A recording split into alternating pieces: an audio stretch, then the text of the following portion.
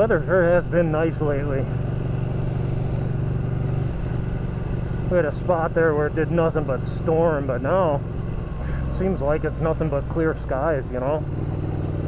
Can't argue with that. But then again, it is like 90 every day. Yeah, it's exactly 90 right now. Look at me predicting temperatures. Speaking of weather, weather is the worst thing in the world. I mean, it's the first thing that people make small talk about, like, oh, what do you think of that? How about that weather? I made the mistake of checking the weather a couple of times. Like, oh, it says it's gonna rain. So like, if I know it's gonna rain, I'll usually take the car to work. Just for the convenience of not getting soaked and then not having to wash the bike. But then like a couple of days, it says, oh, it's like 60% chance of rain. And then it looks like this. There's like not a cloud in the sky. Meteorologist has the only job where you can be completely wrong 100% of the time and you don't get fired. I mean, you don't even have to do anything. Like, yeah, maybe it'll rain. Let's throw like a 30% chance of rain up. That way, if it's a nice day, you're good. And then if it rains a little bit, you're fine. All these times, well, first of all, when you're predicting the rain, it should really only be a 50% chance of rain. Either it's going to rain or it's not. There's no in between. I don't know if you can see it, but this white, I don't even know what the hell it is. It's like a little crane, maybe? It's got a bunch of pulleys and such. But its name is the Liberator 4000.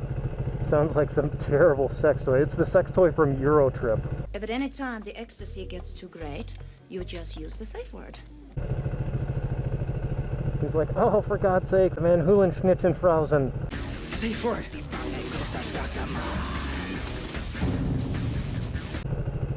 It's like, it's got all these attachments on a power tool. No. I didn't say lubricant. I said, That's what this thing is, the Liberator 4000. I don't know what this orange thing is, some kind of pump. It looks like a huge turbo. It looks about the size of the turbo that this S2000 has. I bought my first road bike over here a little ways. Where is it? It's at one of these lights. Maybe this is it on the corner. Looks like a car dealership though. There's one place that sells like exotics. Maybe it's this one. There it is. The DuPage Honda. DuPage Honda Yamaha. Should probably stop in there and check things out. But it's hot and I gotta keep that air moving. We gotta plan out some routes so we can get some pavement under the sides of our tires here. These things are gonna be square in no time. But I'm not gonna put my knee down on a road. On a public road anyway. You never know what it's, you know, you could drive a road a million times. Unless you drive it once and then nobody's on it and then drive it again. I mean, even something as stupid as somebody's looking at their phone and then they go off the road just barely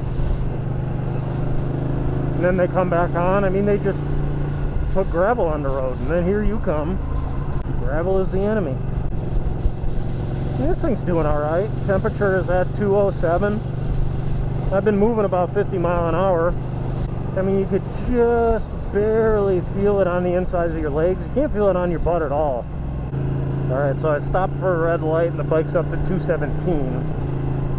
So I think what's happening is the engine is heating up the subframe. And then the subframe is kind of right next to your thighs. And you're feeling the heat from that. But I mean, it's not terrible. I know that they make subframe carbon fiber covers, and those, I guess, carbon fiber doesn't conduct any heat at all, so that's completely eliminates the heat. But the only problem is that that's for the pair, it's $300. I know you're thinking, well, you just spent $20,000 on a motorcycle, you get a bitch about $300. Yeah, I'm gonna bitch about $300 because for 20 grand I want a motorcycle that I don't have to do anything to. I don't want to spend a terrible amount of money on something and just keep buying carbon fiber bits for everything. I want to get a bike, I want to ride the hell out of it, and I don't want to do anything to it. I'm not going to spend $5,000 on a crop of exhaust, although that would be insane. But this stock exhaust is badass anyway. Another Menards? Menards is actually a fantastic place. Back in the 90s, whoa! Oh!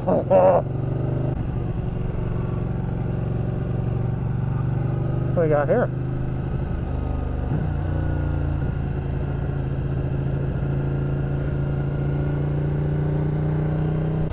Menards used to be kind of junky back in the 90s, and now, I mean, you used to go there to save a little bit of money, and the quality was a little bit lacking. But here in America, you've got Lowe's, Menards, Home Depot. I guess if you're looking for tools, there's Harbor Freight, and Harbor Freight is now like the super cheap tools, kind of junky. Then I think up from that, probably Home Depot. They used to be the opposite. Home Depot used to have fantastic stuff, but now they've got crap stuff and their prices are ridiculously high. And then above that, Lowe's, they try and get a little bit of quality, but I mean, their quality might be all right, but their prices are through the roof. And then on top of everything, Menards has super cheap prices, and their stuff is fantastic. I had to buy something from Home Depot one time, and I went in there. When I was checking out, the lady goes, "Oh, thanks for choosing Home Depot." I said, "Menards didn't have it."